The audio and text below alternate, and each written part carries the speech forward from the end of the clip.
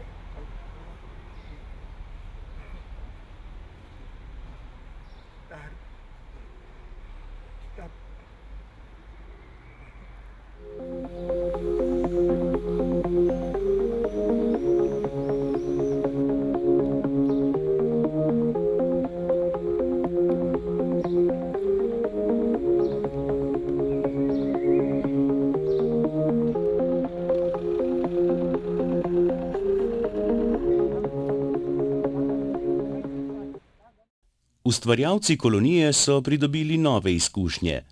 Pomembno pa je bilo tudi tradicionalno vsakoletno druženje ter spoznavanje. Na naslednjo likovno kolonijo pridite v še večjem številu, kajti ne bo vam žal.